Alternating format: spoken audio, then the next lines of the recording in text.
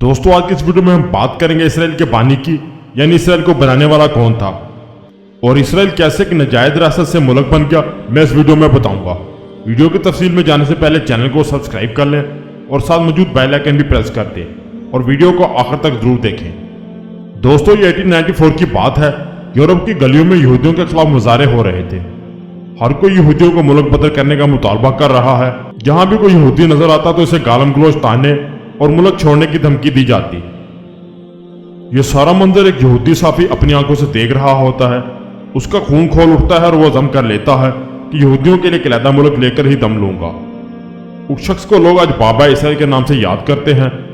लेकिन दोस्तों, आपको यह सुनकर हैरानी होगी कि जिस शख्स ने यहूदियों के लिए अपना मुल्क बनाने के लिए दिन रात काम किया, वो शुरू में फलस्तीन पर कब्जा करके इसराइल नहीं बनाना चाहता था। वो यूरोप में ही यहूदियों के लिए एक आज़ाद और खुद मुख्तियार रियासत बनाने का हामी था। ये उस वक्त की बात है जब यूरोप में यहूदियों से नफरत अरूज पर थी। उस दौर में जिस शख्स ने यहूदियों के खिलाफ होने वाले जुल्म पर आवाज उठाई थी, उसका नाम थियोडोर हर्जल था। थियोडोर हंगरी में एक सेकुलर यहूदी खानदान में पैदा हुआ था। हर्जल का बाप जैकब हर्जल एक कामयाब बिजनेसमैन था। शुरू में हर्जल ने कंस्ट्रक्शन के शोबे में किस्मत आजमाई की, मगर वो कामयाब न हुआ। बाद में हर्जल जर्नलिस्ट के शोबे से वाबस्ता हो गया।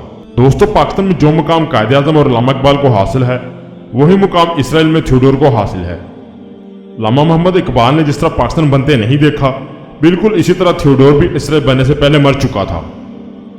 उस वक्त यूरोपीय ममालिक में आबाद चंद लाख यहूदियों को शदीद इम्तियाजी सलूक, कई पाबंदियों और नस्ली नफरत का सामना था। उस नफरत का एक बदतरीन मुजाहरा जर्मनी के हुक्मरान हिटलर की जानिब से बहुत ही सफाकाना अंदाज में हुआ था और इंग्लैंड में भी यहूदियों को पसंद नहीं किया जाता था। यहूदियों से ब्रिटिश अवाम की नापसंदीदगी का इजहार बरतानवी पार्लियामेंट ने एक खास इम्तियाजी कानून एलियन एक्ट 95 की मंजूरी के जरिए किया। इस कानून का मकसद बरतानिया में यहूदियों की आमद और वहां उनकी इबादतकारी को रोकना था। कई यूरोपीय कंट्रीज में यहूदियों को जाती जायदाद खरीदने और कई इकसाम के कारोबार करने की आजादी नहीं थी। फ्रांस और कई देगी यूरोपीय ममालिक में भी अवाम यहूदियों को सख्त नापसंद करते थे। फ्रांस पर 1894 में फौज के यहूदी कैप्टन अल्फ्रेड पर जर्मनी के लिए जासूसी करने का इल्जाम लगाया। इस बात की वजह से लोगों में जल्द ही एक मजहबी रंग इख्तियार कर गया। फ्रांसीसियों ने इस गद्दारी की वजह से अल्फ्रेड का यहूदी होना करार दिया। फ्रांस में सिर्फ अल्फ्रेड ही नहीं बल्कि पूरी यहूदी कम्युनिटी के लोगों के खिलाफ फ्रांस की अवाम ने रैली निकाली। दोस्तों, जबकि दूसरी तरफ थियोडोर हर्जल सहाफी यहूदियों के खिलाफ इन जज्बाती मुजाहरों का मुशाहिदा कर रहा था। थियोडोर ने बाज़ यूरोप में बसने वाली यहूदी कौम को जिल्लत से निकालने के लिए एक आज़ाद यहूदी रियासत का तस्वुर पेश किया। थियोडोर ने इस सिलसिले में एक किताबचा द जूइश स्टेट तहरीर की। थियोडोर का यह तस्वुर जदीद सोहनी सियासत और इसराइल के क़याम का पेशखीमा साबित हुआ। उसने एक तंजीम बनाई जिसका मकसद यहूदियों के लिए एक अलग मुल्क कायम करने के लिए राह हमवार करना था। 1897 में बेसल स्विट्जरलैंड की पहली सुन्नी कांग्रेस के इजलास में थियोडोर हर्जल का यहूदियों की एक अलग रियासत के क़याम का नजरिया जेर बहस आया। थियोडोर और उसके हामियों के दरमियान युगांडा, फलस्तीन, अर्जेंटाइन, ऑस्ट्रिया, कब्रस, सरायसीना यानी मिस्र, इन किसी एक मुमालिक में इसराइल के क़याम की तजवीज़ जेर बहस रही। इसराइल के तस्वुर के खालिक थियोडोर हर्जल की ख्वाहिश थी कि इसराइल अर्जेंटीना के इलाके में कायम हो, क्योंकि 1895 में अर्जेंटीना में बाद यहूदियों की तादाद 40 लाख से ज़्यादा थी। बरतानिया ने अपने जेर कब्जा अफ्रीकी इलाके, जिसे अब युगांडा कहा जाता है, युगांडा में बरतानिया ने यहूदियों को अपनी आज़ाद रियासत कायम करने की पेशकश भी की थी, लेकिन आलमी सोहनी तंजीम ने इस तजवीज़ को मुस्तरद कर दिया था।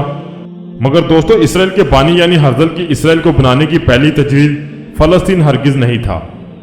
कई यूरोपीय ताकतें अर्जेंटाइन में यहूदी रियासत के हक में नहीं थी। थियोडोर हर्जल का सिर्फ 44 साल की उम्र में 94 में इंतकाल हो गया। ऐसा भी मुमकिन हो सकता था कि अगर थियोडोर कुछ अर्सा जिंदा रहता तो शायद इसराइल का क़याम अर्जेंटीना में ही कर पाता। लेकिन दूसरी तरफ थियोडोर के इंतकाल के बाद इसराइल का फलस्तीन में क़याम के लिए बैनुल-अक़वामी साजिशें शुरू हुई अफसोस इस बात का कि मुसलमान हुक्मरान आपस में लड़ते रहे और यहूदियों ने मुसलमानों के किबला बैतुल मुक़द्दस यानी फ़लस्तीन पर कब्जा कर लिया और यही सूरत हाल आज तक चल रही है। दोस्तों, वीडियो पसंद आए तो लाइक कीजिए, शेयर कीजिए और कमेंट बॉक्स में अपनी राय का जरूर इजहार कीजिए। मेरी हौसला अफजाई के लिए चैनल को जरूर सब्सक्राइब करें। आप मुझे इंस्टाग्राम पर भी फॉलो कर सकते हैं। दुआओं में याद रखें, अपना बहुत सारा ख्याल रखें। मिलते हैं इंशाल्लाह आपसे अपनी अगली वीडियो में। तब तक के लिए अल्लाह हाफिज़।